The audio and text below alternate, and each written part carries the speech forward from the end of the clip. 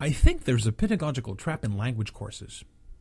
I mean, we often strive to include interesting, engaging, or even debate-generating subjects in our learning situations, as well we should. But though I find it something very important, I also find it to be insufficient. And this is where lies the trap, in my humble opinion.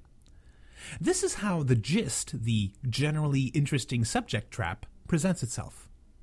We get so enthralled with a specific subject that it becomes the focus of the learning situation instead of the context in which to explore and learn how to make better use of language.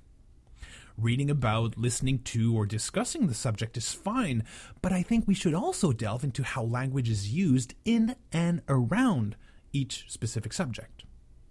Shouldn't we play with the nuances, subtleties, exaggerations, innuendos, made-up words used by anyone who has a stake in a specific subject or context? For instance, I'm reading the text on the box of an apple cinnamon something-os, and it says, naturally flavored. But what does that mean? The ingredients read as follows: whole grain oat, golden sugar and or sugar, cornstarch, corn syrup, degermed cornmeal, concentrated apple puree, degermed yellow cornmeal, rice bran oil, and or blah, blah, blah, blah. The list goes on. Is the concentrated apple puree enough for a food to be qualified as naturally flavored? Interesting nuance, don't you think? I'm not saying it's right nor wrong, healthy or not. I'm refining my comprehension of language by challenging the way it is used in a healthy choices-related context. Where's the gist? The generally interesting subject trap? Well, we fall into that trap when the goal of a learning situation becomes convincing learners they should eat twigs and bark yogurt instead of the double sugar frosted chocolate bombs without ever looking at how language is used to convince us something is healthy. How words and phrases can add subtle nuances and how we can also make better use of them. Contains apples. Contains apple ingredients. Contains some apple ingredients. Made with real apples. Made with apple parts. How different did these phrases strike you? Which one sounded the healthiest or the better tasting? The most or least natural? Is naturally flavored the opposite of artificially flavored?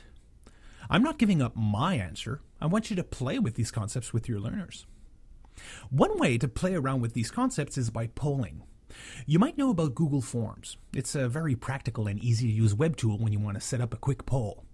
How about having learners test the impact of their choice of words with friends and colleagues?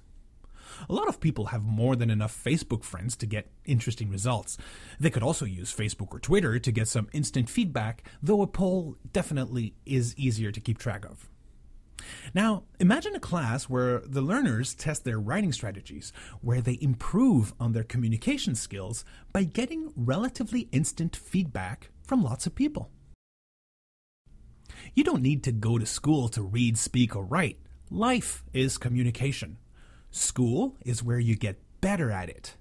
This includes grammar and spelling, of course, but better language skills go way beyond that, in my opinion. How is language used to convince, charm, entertain? The generally interesting subject trap is always lying somewhere. Well, in order not to spring it, one must keep in mind that the goal of any language course is to get better at using language, beyond making healthy choices, better understanding different cultures, finding best bargains, or appreciating literature. A language course is a language course.